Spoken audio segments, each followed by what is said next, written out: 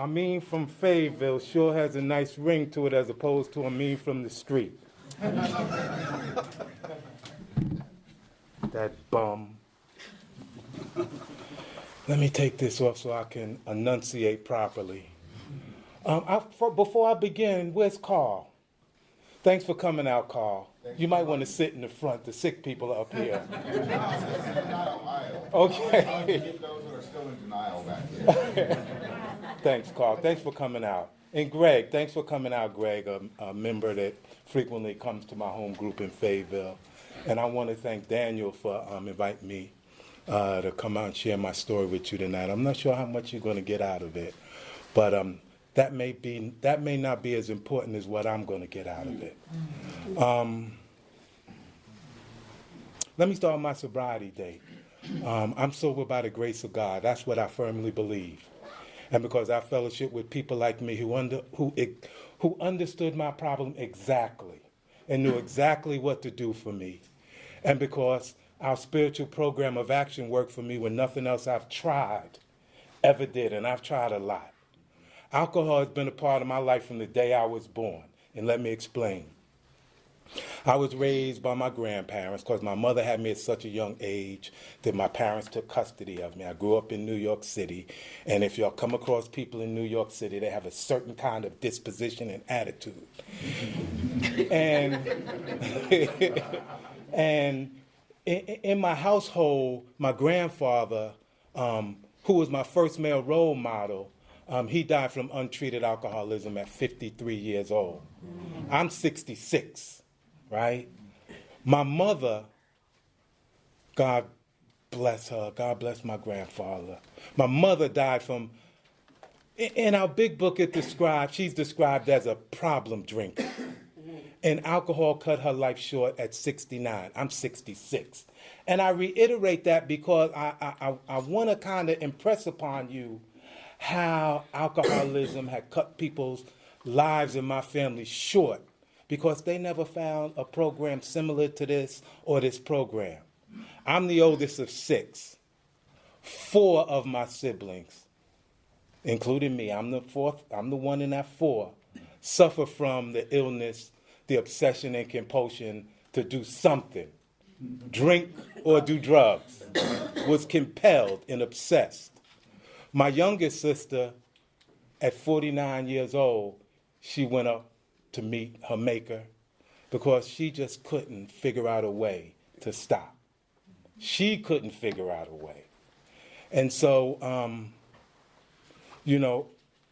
alcohol has been a problem in my family from the day I was born. And I thought that was the way it was supposed to be growing up because my grandfather had 10 brothers and 2 sisters. And every single one of my uncles drank. And they drank. Every time we would get together as families, drinking was a primary thing going on in that environment. And I thought to be an adult, you had to drink liquor, smoke cigarettes, play cards, and fight. And that's the way I grew up, right? So like I told you, I grew up in New York City, and you had to have a certain attitude and disposition growing up. And I started drinking around 13 or 14 because I wanted to be a part of. I didn't know how to be a part of without drinking.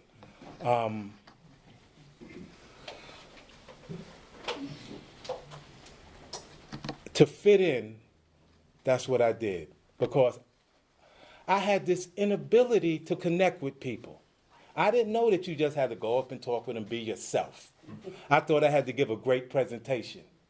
But I just couldn't get across to people what was going on with me on the inside, what was going on with me up here. I always kind of kept whatever was going on inside me to myself.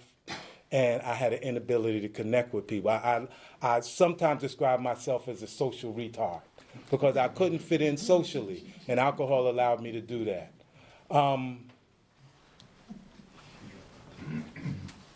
I want to back up a little bit because I left some things out. I left out my sobriety date. Did I tell you my sobriety date? My sobriety date is January the 24th, 2003. That's the last day I had a drink. That's the day I celebrate, my sobriety, the last day I had a drink. Some people, from the day they pick up their first white chips, and other people in AA from the first day that they've been sober, since they've been sober. I celebrate mine from the last day I had my last drink. I'm a member of Central Group. I don't think I mentioned that as well. We meet in Fayetteville, North Carolina. We meet at the Alco Club on 604 Jeremy Street. So if you're ever in Fayetteville and you want to take in a noon meeting or 5:30 meeting, we offer those at 604 Jeremy Street in various formats. Not unlike this group, we have big book meetings, we have tradition, we have step meetings, we have speaker meetings. So I've been exposed from the time I landed in AA to the various type of meeting formats in my home group. I'm heavily involved in service. My sponsor, I got a 2-for-1 deal. He's deceased and went to that big AA meeting in the sky. But he started me off on good footing in AA and got me involved in service from the very beginning. And I currently serve as the group GSR. I have a prison commitment. I'm a trusted servant at the district level as the interim corrections coordinator. So I'm staying active in AA. So anyway, I was telling you about how, I got introduced to alcohol because I thought that's what it was like to be an adult, drinking. And at 13 years old, I started my drinking career. And I wish somebody had to put instructions on the label on you take a few ounces every 6 hours. But I was the type of drinker that I just turned the bottle up, and that's how I drank for the rest of my career. I drank till it was either gone or I was stopped. And the only way that I was stopped was to pass out or somebody had to throw handcuffs on me. And I had my first blackout when I was 14. And I didn't experience any consequence because, like I said, my mother was a drinker. She was a single parent trying to raise 6 children. And I was the oldest, so I was pretty much left unsupervised on a regular basis. I was running the streets crazy. And fortunately, by the grace of God, I didn't have any serious encounters with the law or with some other alcoholic or some other guy or woman who wanted to do some harm to me. I was just truly fortunate in that way. And, I started to become a daily drinker when I was about 16.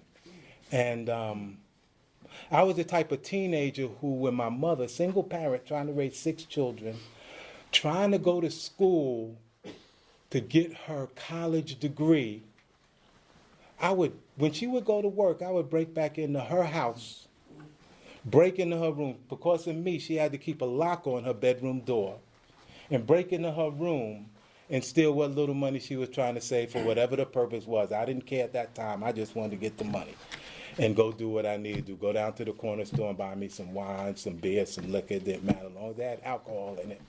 And that's what I did for a while until she got sick and tired of me. I was running the street for a while, maybe a week or so, and when I came back to the house, she had moved out. Didn't tell me where she was moving. She was going somewhere. And the city's a big city. City of New York is a big city. And I couldn't find her. So I stayed in that house. We lived in Queens. And I stayed in that house until there was no electricity. They shut off the lights. All the canned goods were gone. We had a burning furnace. The oil burned out. Couldn't purchase any oil because, I didn't want to work. I wanted to take advantage of other people. And so I had to find a way to survive. And I didn't know it then, but I was taking the geographical cure. That's how I wound up in North Carolina. My grandmother was living down here. This was in 1976. So here I am. I was 14 in 70, 13 in 69. I've been drinking since 69. I got down here in 76. And my grandmother's like a good sponsor. She's one of those people who turned her will and her life over to care of God in her 30s. She used to cuss. She used to smoke. She used to play cards, and she used to drink. But when she turned her will and her life over to the care of God, in other words, she got saved, and she stayed saved until she deceased at 102 years old. So she was like a good sponsor who tells you what you need to hear when you don't want to hear it. And she said, you ain't going to come down here and lay on me. You're going to get a job, or you're going to work, or you're going to go back to school. So I tried to find the easier, softer way, and I decided at 20 years old, I was going to go back to high school. Now, what normal kid is in high school at 20 years old? That's my story, and I'm sticking to it. And so I came down here to North Carolina, and my grandmother helped me get enrolled in Hoke High in Rayford, and didn't have much of a problem that last year. I only had to do 1 year, and I graduated with a diploma. One of the turning points in my life, because with that diploma, it opened doors to other things like the military. Because my grandmother said after I graduated from high school, some more sponsorship. You're not going to live on me. You're going to get a job. You're going to work. You're going to find something to do. I got a bright idea. Why don't I go to college? Because I got high school diploma, right? So I applied to some colleges. The only college that would accept me was Lewisburg College up in Franklin County, north of Raleigh. And I had all the intention of doing well, striking out, being a good student. I had some goals. But when I got up to Franklin County, those good fellas up there introduced me to white lightning. Never had any of that in my life. Next thing I know, I was done. I flunked out of that college, and I went on to my next great venture. I had a great idea. Why don't I join the military? Because I had a roommate. He had got some stuff from the military. He was doing fine. And I said, well, maybe if I join the military, I can get the stuff he had. I didn't know what he had to do to get that stuff. I just knew he had it. So I made a decision. I went to the recruit in Raleigh with a friend of mine who I met up in Lewisburg at the college. We were going to join. We couldn't get into the Air Force because he had a record. That's what kind of people I associated with. So we went to the Navy recruiter, and the Navy recruiter said, yeah, I'll take you on the buddy plan. And now, I always have great ideas. But those great ideas don't work out like I have them in my head. My great idea was to join a branch of the service where they require you to be around a lot of water. I've never been in any water over my head my entire life. I was 21 years old, joined the military, joined the Navy. The first thing they had us do when I got to boot camp in Orlando was jump off this diving board from 12 feet into water, and you were supposed to tread water for 5 minutes. Not this guy. This guy sunk straight to the bottom. Fortunately, somebody was on their P's and Q's, and they stuck this hook down in the water and yanked me up out of there before I could suck up some more water. I was sucking up a lot. I didn't suck up enough to drown, but they got me out of there. And so I completed boot camp with no incident because we were really restricted in boot camp. And my next great adventure was at Great Lakes, Illinois, just north of Chicago. That's where I went for my training school, which I was training to be a hospital corpsman. So because I was a little older than most of the guys that hung around with me, I was legally able to purchase liquor. And so maybe that's why I had a few friends, because they knew I could get the liquor. But, I palled around with a few guys, didn't have too much of a problem there. I thought the Navy was about being on a ship. I wanted to go on a ship, but they sent me to shore duty in San Diego, California. And I thought, it was going to be like boot camp, or it was going to be like my first duty station, somewhat restricted. But when I got out to San Diego, it was a whole new world. I got out to Balboa Naval Hospital. That was my duty assignment. And there were people out there that had the same problem that I had in various forms. And I associated myself with them as quickly as I could. Continuing to have blackouts. Didn't get in any legal trouble. But I got through San Diego okay. My next duty station was over in Okinawa, Japan. That's where my problem started to escalate. I had my first non-judicial punishment because I had a plan to go over there and, supply those in need with whatever they needed, which was, and I honor the traditions of Alcoholics Anonymous, but this is something in my story that I have to share because I want to try to impress upon you the twisted thinking that I had. And in my twisted mind, I thought I could go over there to a foreign country and I could do something illegal. But as soon as I landed 2 feet on the ground and I was in customs, they had me in handcuffs. I wasn't 5 minutes in that country, a free man, before they put me in handcuffs. And I was thinking, this ain't the way things were supposed to work out for me. And I was facing time in Japanese prison, but fortunately, the military command stood up for me, and I did whatever punishment they meted out to me on the military base there in Okinawa. And I escaped Okinawa after about 1.5 years. And then my next great adventure was the National Naval Medical Center in Bethesda, Maryland. Again, I didn't learn. Again.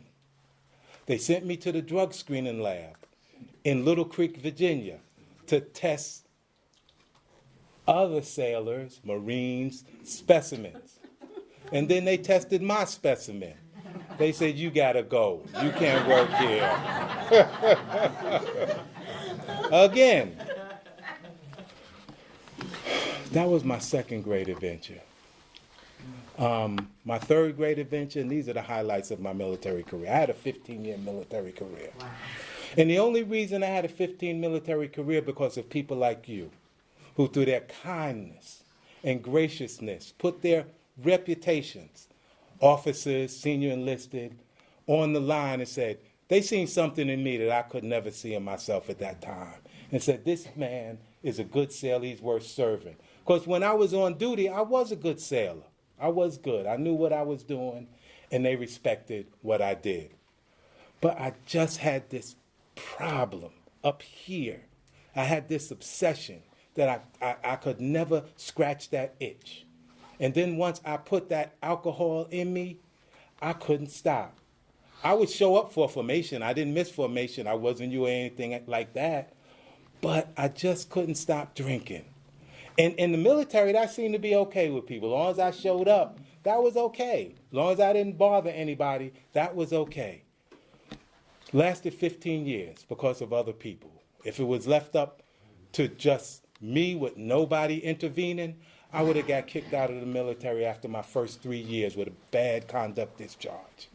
But I was able to hang in there for 15 years, and I got out after Operation Desert Storm, Desert Shield in '92 because the ship I was on, my last ship out of Philadelphia Naval Shipyard, we went over to the Gulf, and because I took some, what do you call them, shortcuts when it comes to working on some equipment, I had to get up on the radar mast and fix a radar, and I didn't secure my harness properly, so I fell 15 feet to the deck and injured my back. And they told me, you either get fit for full duty or we got to let you go. Took me 2 years, and finally they said, nope, because you got to go back to the ship, and I wasn't fit for shipboard duty, so I got out after 15 years as a disabled veteran with a good conduct discharge. Now, I'm no hero, right? But when people see disabled combat vet, they think I got a Purple Heart or I got a Bronze Star or something. No, I was just stupid. and if you get medals for stupidity, I would get a bunch of them. So that was 1992. Now here I am, I started drinking 69, 70. It's 92, my drinking escalated. I was a daily drinker. I started having some problems. The problems started to escalate. People in the military saved me. 92, I was discharged, and one of the foremost thoughts in my mind was, now I'm in charge of myself. That's the worst thing that could have happened. I said, nobody's going to tell me where to be, what to do, what to wear. That was in 1992. By 2001, I was homeless and on the street of Philadelphia. But that was okay, because nobody bothered me, nobody told me what to do, nobody told me where to be, and that lasted for a couple of years. But somebody who was working the program, who was trying to carry the message, who was doing what y'all told him to do, helping other sick and suffering alcoholics, found me on the street. His name was JoJo. And, I used to go to places to hang around people that was doing what I did. And JoJo was one of those guys who, he was a recovering person, but he would still go into those places. And he would try to carry the message. And he would sit around and he would just listen and he would talk from time to time, but he wouldn't really participate in he didn't participate at all in what we were doing. Okay. But he would show up from time to time. And he found me on the street one day and offered me a room in his home. But he had some conditions. You can't drink in my house. And he owned the barbershop, so he went to work every day. And I told him, yeah, I won't drink. I won't do nothing in your house. I respect that. I was a lie. That was a big lie, because every opportunity I got, I was drinking. And I was hiding the bottles before he got home. And I would get rid of them on my way out the door in the morning after he went to work. He took me to one meeting.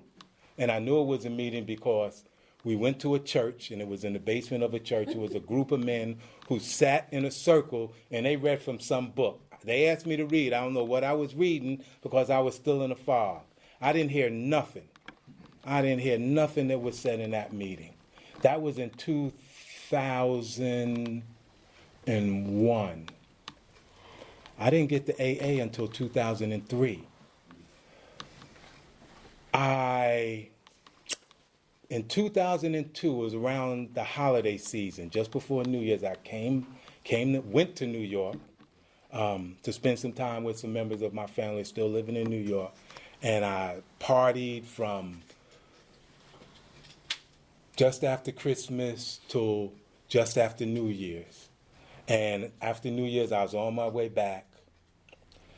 I was so messed up, I had to stop in Greenbelt, Maryland, because I couldn't drive anymore. So I made it by the grace of God from New York to Greenbelt, Maryland. I was sitting on the side of Washington-Baltimore Parkway trying to get myself together. And some kind, gentle law enforcement person decided to pull up and ask me if I needed assistance. And he noticed that something wasn't just right. And he asked me, was I in possession of anything that he needed to know about? And I told him I was. And he slapped the handcuffs on me and put me in the back of the squad car. And I was sitting there thinking, how did I wind up here? Because I wasn't raised like that. My parents tried to raise me, my grandparents tried to raise me with a good, solid religious education, some morals, some values.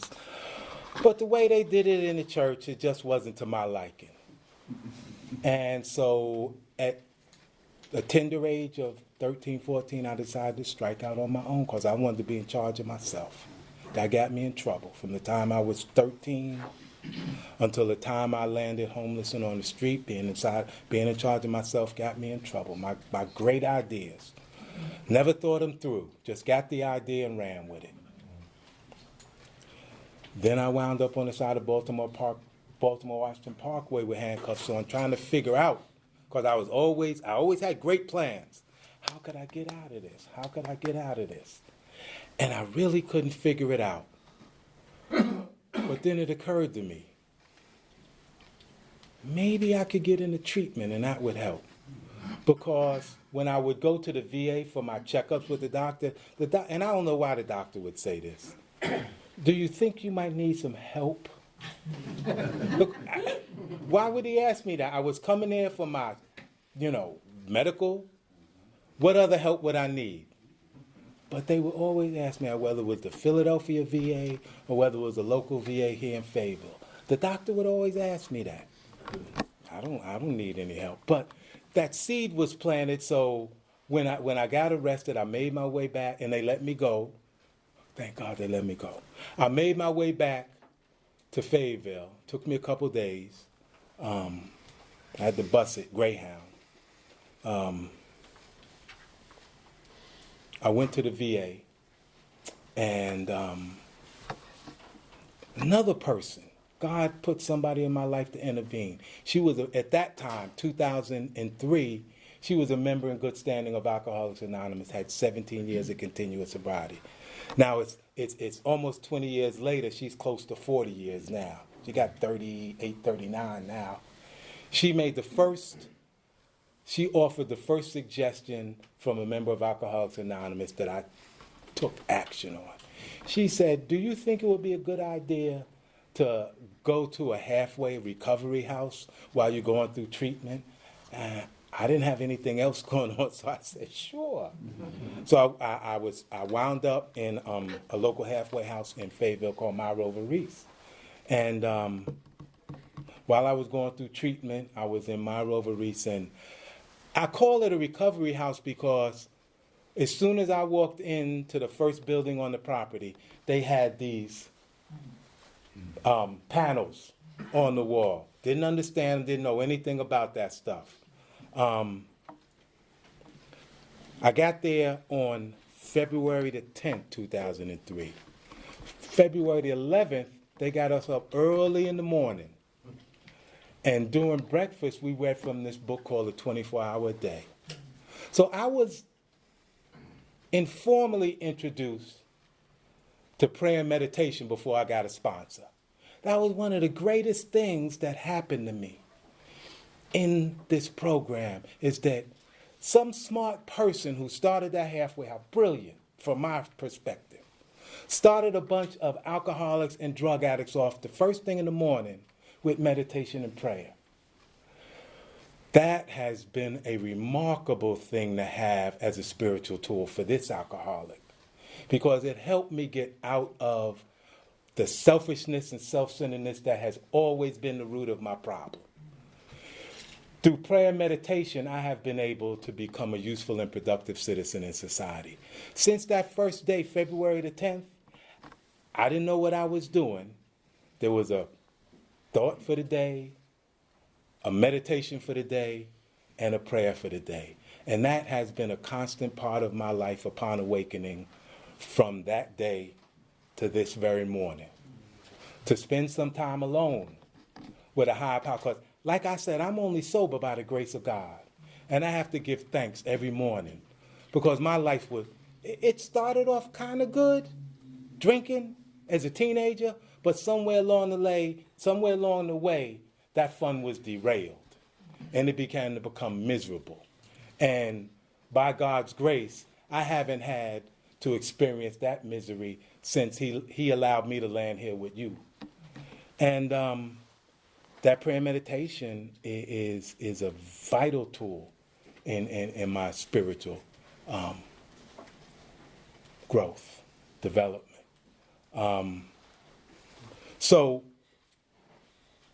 going through the 12 steps of the program, these spiritual principles, wasn't really hard, because I was introduced to prayer and meditation at the beginning. Some people, and this is debatable in AA, I think, and this is just one alcoholic's opinion, don't take this for the gospel, is that whatever step you can start with to get you out of yourself is a good way to start. I got out of my own way with step 11, spirituality. That worked for me. And as a result of that, I wasn't under as much pressure to take the rest of the steps. I got a sponsor, he believed in that. The first thing he told me was AA's 12 steps are a group of principles spiritual in their nature, which is practiced as a way of life. If, the biggest little word that we have in our program, if you do that, if you take action, if you follow your sponsor's guidance, if you read, if you do service, as a way of life can expel the obsession of drink and enable a sufferer to become happily and usefully whole. That's a promise. My sponsor was introducing me to that early on. I didn't really quite absorb that, but these years later, that was in 2003. It's 2022. These years later, I can clearly see that vision. And I clearly want that for every person that I sponsor, because that's how my sponsor brought it to me, and I want to try to bring that to others that allow me the privilege of sponsoring them. I was in that halfway house. Step one was not hard to see because I was 47 years old, coming from homelessness off the street, facing time in the penitentiary, didn't have any prospects for the future. I was in a halfway house for homeless men. Why keep fighting? So I eventually surrendered. Step two wasn't too difficult for me. I was in that recovery house, and I seen guys just like me. Do y'all offer chips here? They were picking up those chips, guys just like me. And the thing that really struck me with force was when one of the guys picked up a 1-year chip. How do you do it for 1 year? Same guy, like me, but he did it for 1 year. There was guys picking up 30 days, 60 days, 90 days. But the guy who got the 1-year chip, that really made an impression on me. So I came to believe in that guy and those chips. And then I came to believe in my sponsor, came to believe in my home group, and ultimately I came to believe in a power greater than myself. And that was over the course of time.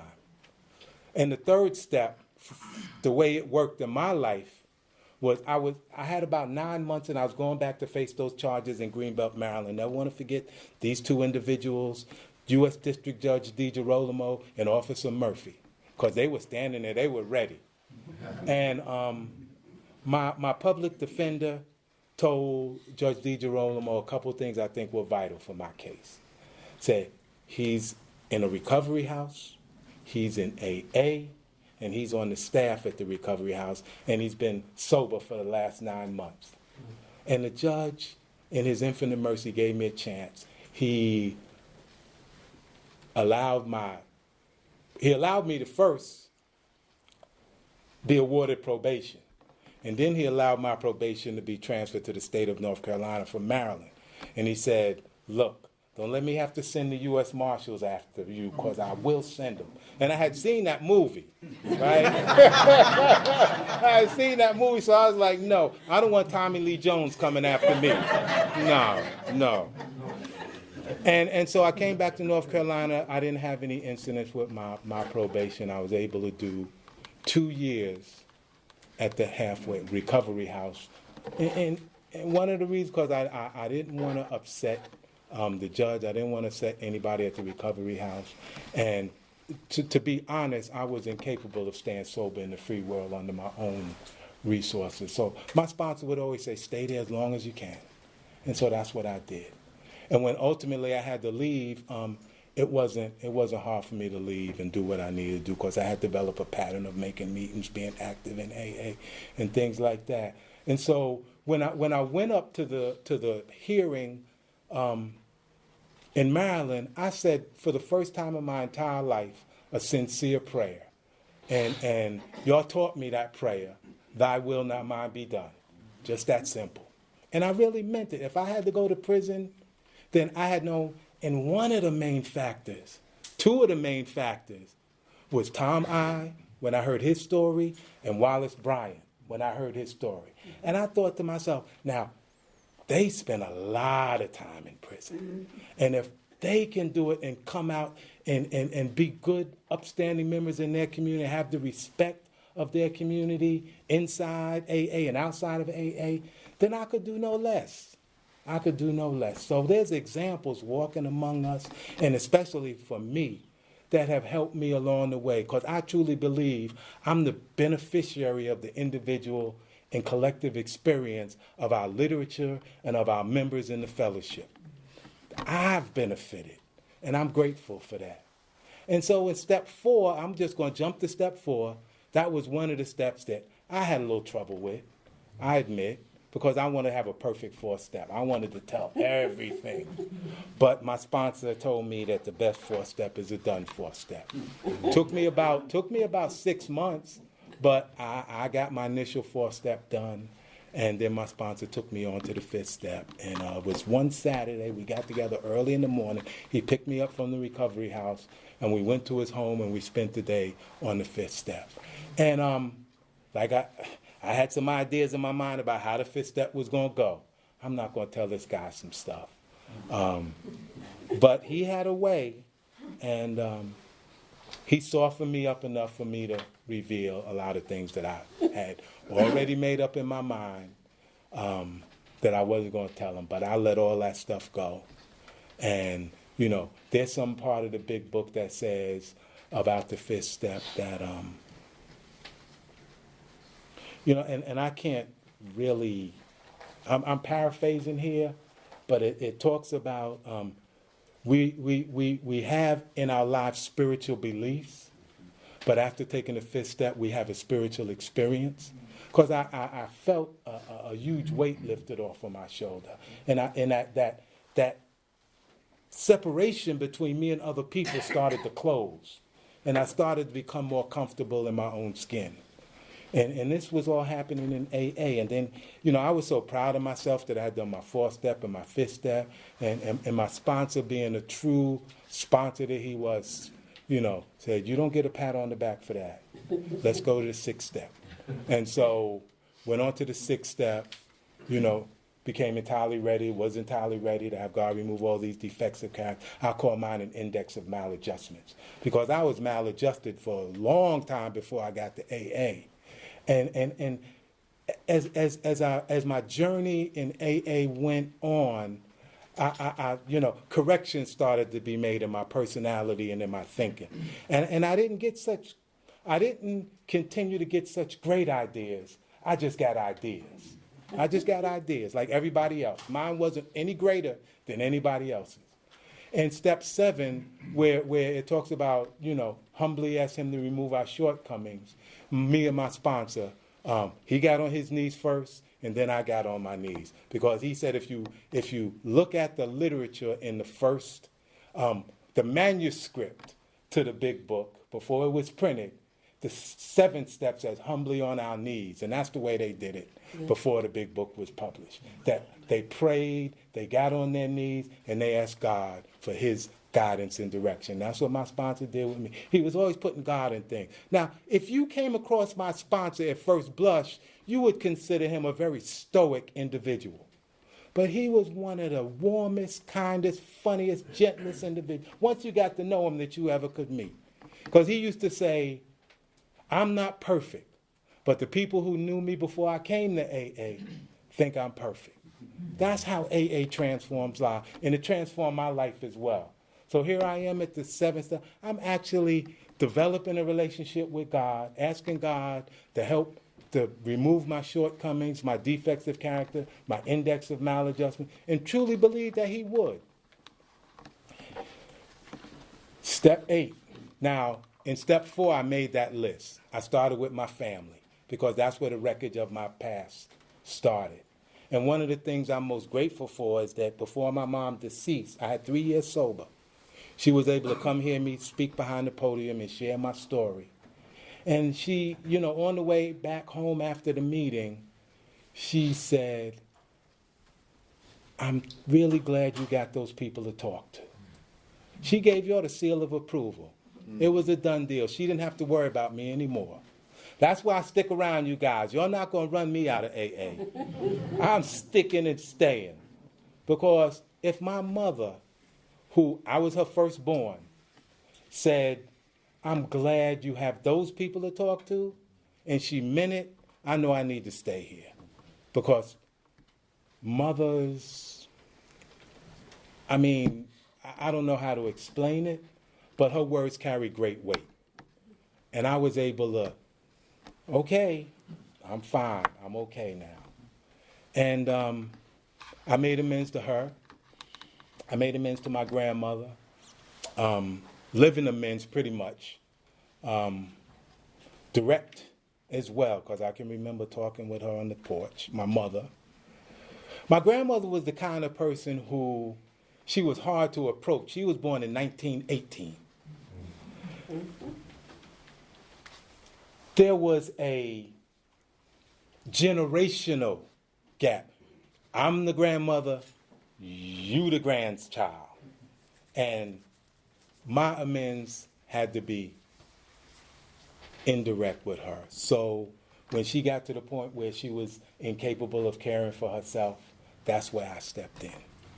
AA had allowed me to have enough principles in my life that I was able to be a physical caregiver, manage her affairs, and I did that for the last 5 years of her life. What a wonderful gift. I'm grateful, monumentally grateful to be able to give those amends. The property that she left, I'm allowed to manage that property. So, yeah, AA has done a lot for me. And then 9, made direct amends. Like I said, I made direct, indirect amends, and I continue to make direct and indirect amends. My siblings, people that I encounter in my day's march. Because now, I don't mind if I make a mistake, which I'm going to make a mistake, to be able to promptly admit it. Now, prompt may not mean I make the mistake now and a minute later I'm making amends. No, I'm not that fast. It takes me a little while I think things through about how to approach the person before I make my amends. Because I got to approach them a specific way, because each case is different. In step 10, continue to take personal inventory. That is something that if you haven't done it, try it. You might like it. Y'all told me about that. My sponsor told me about that. Spot check inventory, daily inventory, all types of inventories I've been exposed to. And I found out that the biggest problem that I've experienced in my life is me. And if I can get me out of the way, I got a better chance of dealing with you. And so far, you haven't been a problem for me. You've been quite okay. You've been quite okay. Thanks for being okay with me. So each day I get up in the morning and I ask God to guide and direct my thinking. I ask him what I can do each day for the man who is still sick, along with the 7-step prayer and the 3rd-step prayer. My other literature that I read, like the 24-hour day, the daily reflection, and other spiritual literature. And I get on my knees. I bow and I submit each morning.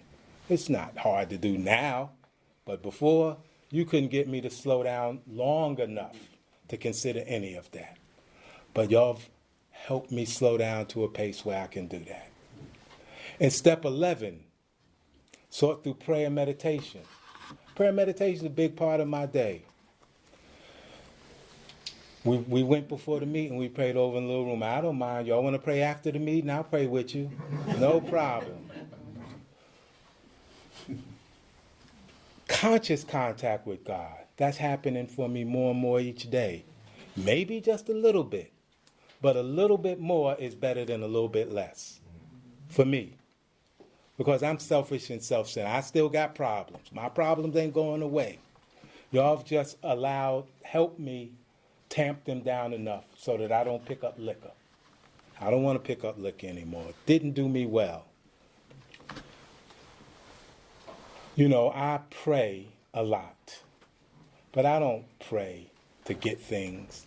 I just pray to ask for God's knowledge, his will for me, and the power to carry that out. Now, I don't really know what his knowledge is. I just know his will for me is not to be stupid anymore, not to be the great thinker and come up with the great ideas. As long as I can stop from doing that, I think I got a chance.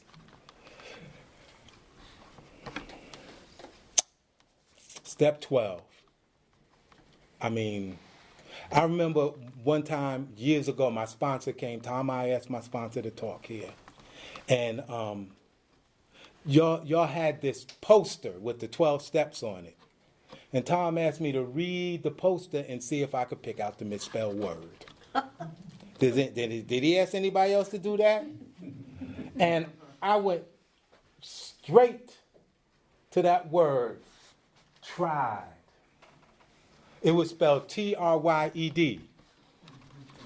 And ever since then, my sponsor would always say, all we can do is try.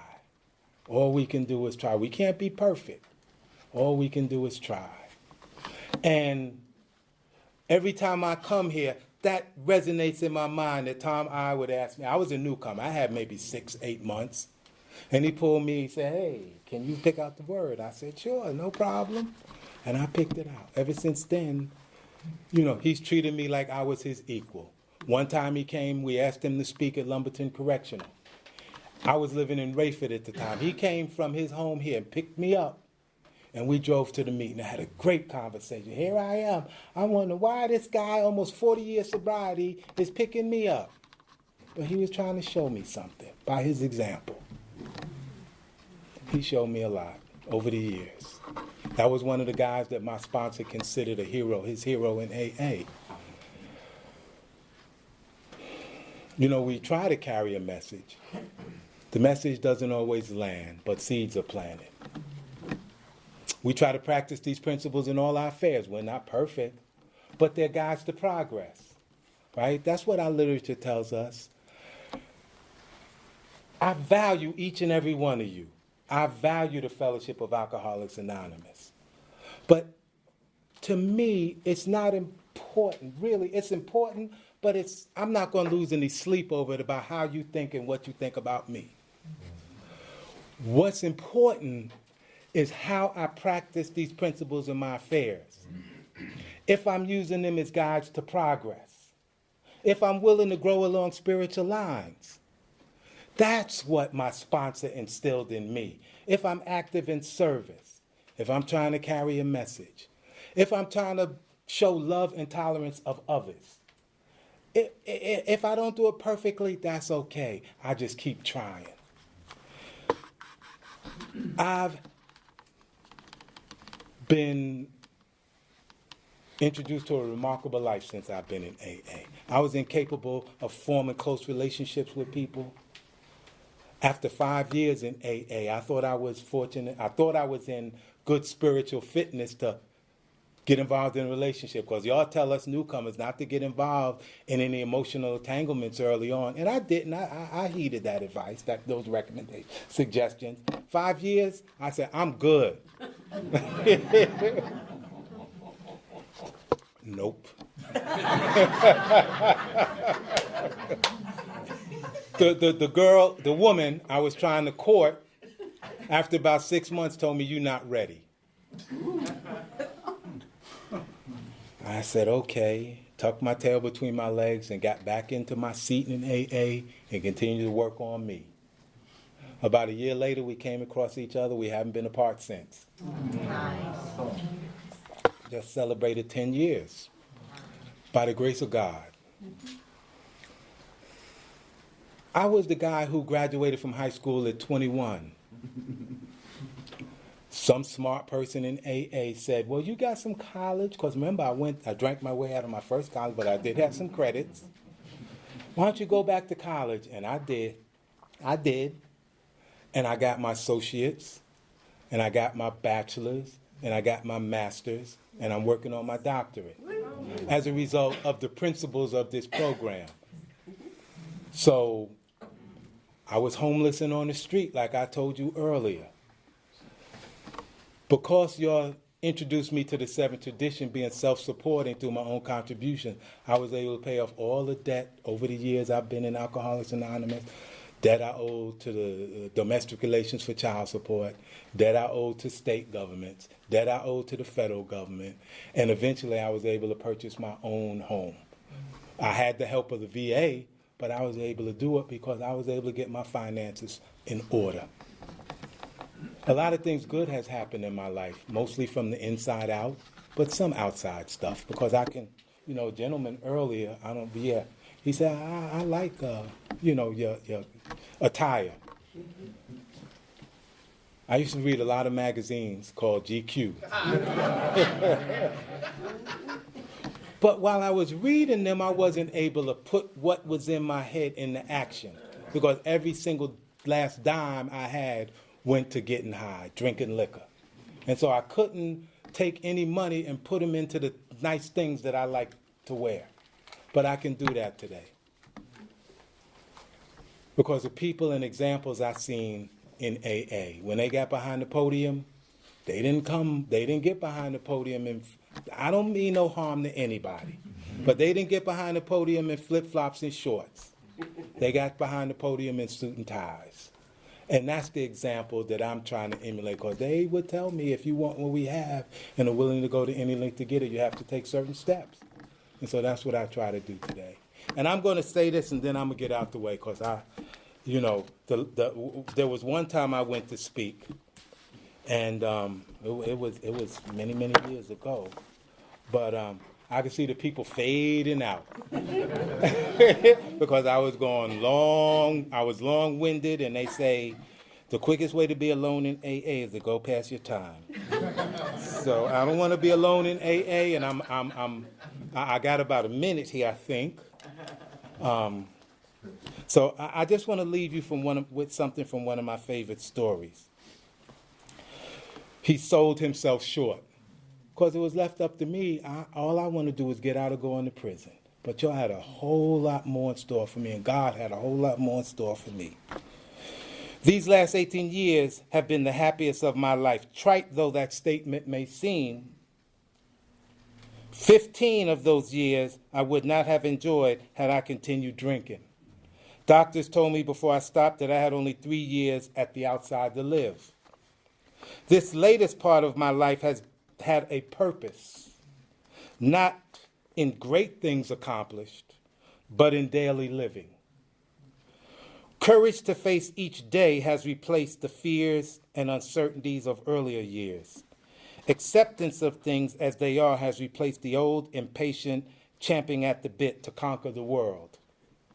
I have stopped tilting at windmills and instead have tried to accomplish the little daily tasks, unimportant in themselves, but tasks that are as integral as any part of living fully. Where derision, contempt, and pity were once shown me, I now enjoy the respect of many people. Where once I had casual acquaintances, all of whom were fair weather friends, I now have a host of friends who accepted me for who I am. My friend, have come out tonight to hear. They've heard my story before, but they made the journey. Give some time up, a valuable commodity. They can't get that back, to spend some time here. I'm grateful for that. But I have a fortune in friendship, courage, self-assurance, and honest appraisal of my own abilities. Above all, I have gained the greatest thing accorded to any man, the love and understanding of a gracious God, who has lifted me from the alcoholic scrap heap to a position of trust, where I have been able to reap the rich rewards that come from showing a little love for others and from serving them as I can. My name is Amyn. I'm an alcoholic. Thanks for having me tonight.